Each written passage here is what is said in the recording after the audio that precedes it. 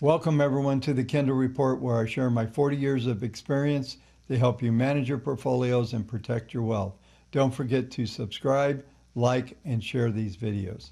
A brief announcement: anyone who has signed up for the WaveTech research tool, if you signed up in June and continue on with us in July, we're going to be offering the portfolio management system. I'm going to be teaching you how to use it, and now you'll be able to combine and build portfolios with all your favorite stocks, mutual funds, and ETFs to build a strategy to walk forward. I'm really looking forward to working with you. If you haven't signed up already, you can still sign up for the month of June and roll over and get this offer. Thank you again. In tonight's video, I'm going to discuss a longer term aspect of the market. I believe after this huge rally that we have, we're finally at that point in time where we can start to discuss what's likely to happen in the next quarter as we go forward and beyond. Now, back in 2017, I did an annual report that I discussed a deglobalization theory that I was talking about. However, it took 3 years to get there. The COVID situation has triggered the marketplace into rethinking everything it does. The U.S. economy is going to be restructured. There's going to be manufacturing that's going to come back here, especially in pharmaceuticals and other things that are definitely going to be moving back to this country. What that's going to do, there's going to be a renaissance in some areas, and some of the older technologies and other companies are even going to be completely restructured or eliminated as we go forward. On June 17th on a live cast, somebody asked a question what my long-term views were of the markets. And this triggered me into this dialogue to look at some things that I haven't been talking about on the channel, because on this channel, I discuss the day-to-day movements. It is a daily commentary channel. But I'm going to start to implement some longer-term viewpoints and bring in some other markets as we go forward this month. I'm getting a lot of demands from folks on things they would like to see me cover through emails as well as on the channel comments. I really appreciate all of the participation. But as we go forward in this economy, there's some things that we're going to have to reckon with. And we're seeing this surge of COVID come back. Whether it continues on or if it slows down, no one knows what this is going to look like. But we do know that the market algorithms are picking this up, and it's causing a lot of havoc in the markets. 2 videos ago, I talked about major support to hold, and we still have held that support, as well as I discussed on Friday's video that there was an upward reversal signal. However, the algorithms and this news on COVID that came out on Friday morning with Texas shutting down, these algorithms are very powerful and relentless. It's hard to beat the machines. When they come in, they're going to beat the markets down. But we are still at some major support, and I'll go through all the details in the regular commentary area of this video. But before going into this, in 2017, I wrote an annual report, and I was talking about a generational high. I realized when I was talking about the longer term aspects of the markets that it became very clear that there was a substantial consolidation phase to come. The other thing that has occurred is that the range that we've seen this year is a range that sometimes would take 2 years, maybe 3 years to form. It's going to be about stock selection going forward and finding these pockets of good ideas that are going to flow into this market as we evolve. But for now, it looks like we're going to see the beginnings of this consolidation, with Tuesday being the end of the month. The close on Tuesday will be very significant to what we're likely to see as we go into July and the next quarter. Finally, as we look at the economic expectations coming into this week, we're going to see that we have ADP coming out on Wednesday, expected to show about 3.5 million new jobs. With this being a holiday shortened week, on Thursday, we're going to see unemployment come out, expected to show about 3 million new jobs as well.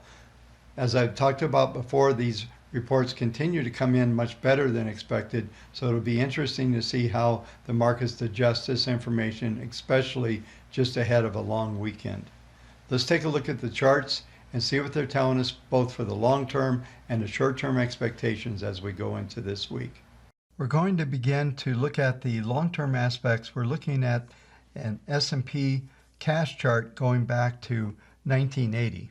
Basically, we're looking at my entire career. I've been through every bit of this chart over the last 40 years. This particular pattern is so expanded, it absolutely defines a major point on the charts for many years.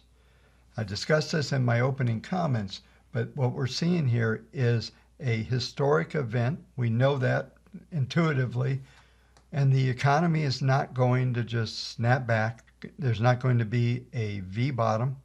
There's going to be a lot of work to be done. As I mentioned in the opening comments, my expectation is that we're going to see a lot of consolidation in the economy. We're going to see many new industries start to evolve, some that already exist that will expand, and some brand new industries but this whole economy will be restructured.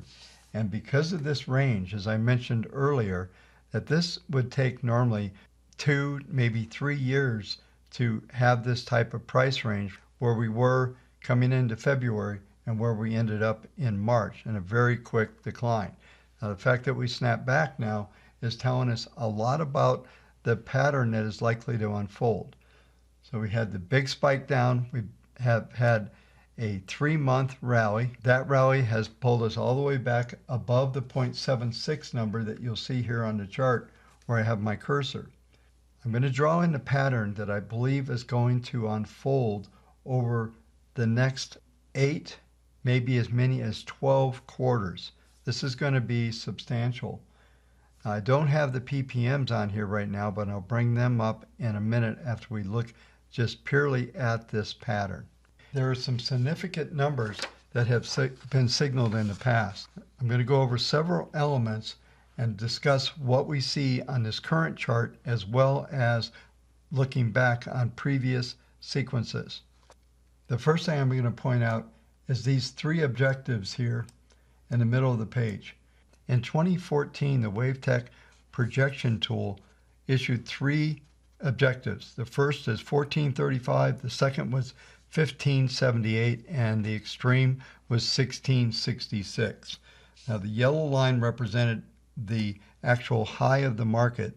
This was issued nearly 4 years in advance, the actual high of that sequence. The projection was 1578.04. The actual high was 1576.09. It was a dead-on hit. And I can tell you folks that were following me back in those days were amazed how accurate this call was. And then we saw a huge decline. The other thing I want you to see is that how well the market grid has held. Now, I drew in up here what I think is going to happen with the market grid. And when we get into these expanded ranges that I talked about where it blows up, do a 2 or 3 year range in 3 months, then what you're going to get is a pattern that most likely will get 2 or 3 bars down. We could go down 50, back to 50% would be 2792. And we should start to see this next quarter should be a retracement of the previous quarter. We're going to see a lot of volatility as we go through this. The pattern expectation will be literally a multiple year zigzag. If you notice here, I'm going to draw an arrow straight up. This is 2020. If you look at the scale, just to get out to this level here is roughly 6 years. The likely scenario will be this monster consolidation phase. There's going to be a lot of major opportunities during this period. So the fact that the market's not going to be going into new highs and always rallying, it doesn't mean there's not a lot of opportunity. Now, folks that are doing pie chart investing, they're buying and holding assets, they're going to be very disappointed for many years coming forward. And this is the scenario that I talked about in that 2017 report. It just took multiple years to get here, and it took shutting down the economy and disrupting things to the level that we've seen to force some of these changes and to force this consolidation. This is an election year, so there's going to be a lot of volatility around that information that's going to start to come out, especially as we get into the next quarter. It's going to get really intense. It should anyway. So that's going to help create some volatility. But for the longer term, we're looking at a 4 to 6 year period. This market is going to be in this massive consolidation. As I said in opening comments, it's going to be about stock selections. There's going to be so many things that have to be dealt with as we go forward. But I want you to have this longer term view in mind as we go into this next quarter. Before moving on to the daily commentary, I want you to notice that the PPMs have all been crushed. They're all under their first and second derivatives. There's still some positives that remain in this market, but we're looking right now at a +2.7, a 0.16, and a 0.59. So there's still support down at the 40 period moving average. As we dig into the futures chart, we continue to hover around the 200-day moving average.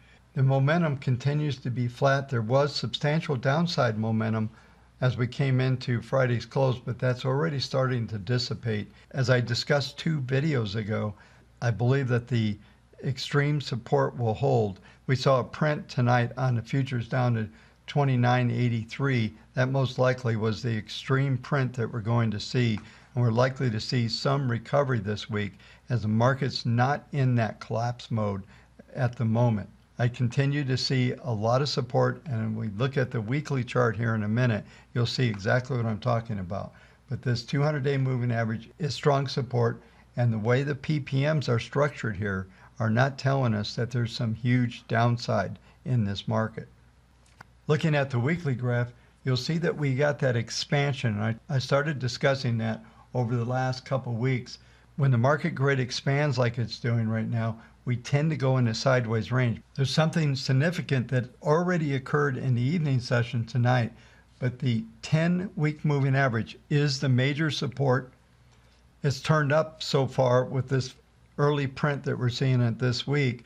2981.38 is the 10-week moving average, and you'll see that the low in the evening session was 2983.50. So we bounced off of that. We've traded as high in the evening session up to 3021.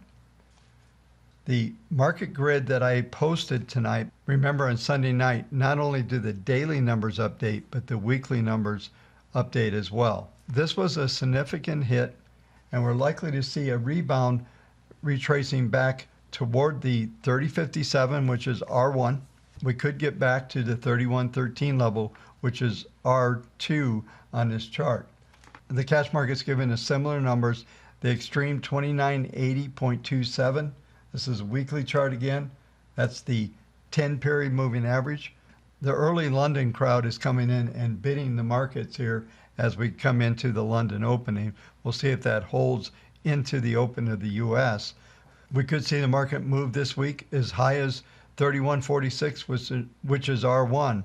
So S2, R1 could be the high, and we could see the S2 early. We're going to trade just below the 3,000 level and then see a bounce. I'm expecting to see a recovery as we come into Wednesday's numbers for ADP and Thursday's unemployment numbers. Folks are going to be a little cautious ahead of those numbers just because of the way that those numbers have been coming in for the past several weeks. So I expect the support to hold here at this 10-week moving average. Flipping over to the daily chart, 200-day moving average is at 3020. We closed just below that. Look for it to rebound back above there. If we look at just the daily grid numbers for today, you're going to see 3025 is R1, R2 3044, and R3 3063. Now S1 is 2992, which coincides with that 10-week moving average. So we've got a lot of numbers here again, and my expectation, as I said, for us to rebound back into this range. I don't see an outright collapse now. Just like I said the other night, we could get another COVID scare. If that happens, maybe the algorithms come in, the machines push the market lower, but it looks to me we're going to rebound.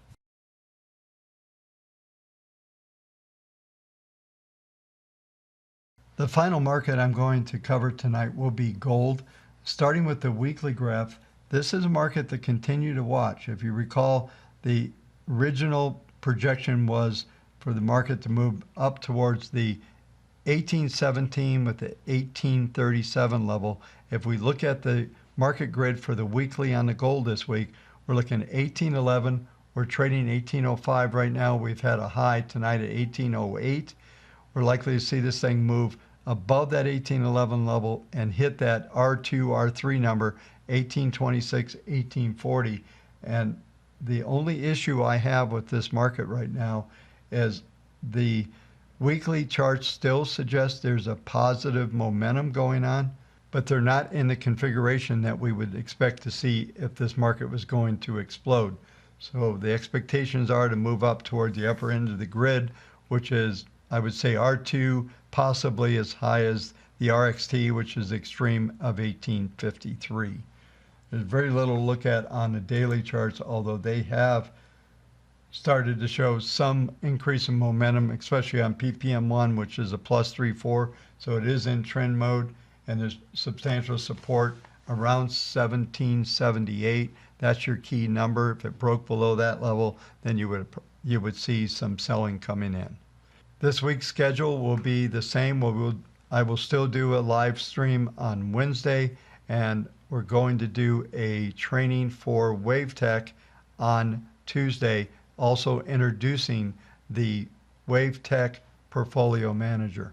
Thanks again for watching. I'll talk to you tomorrow night.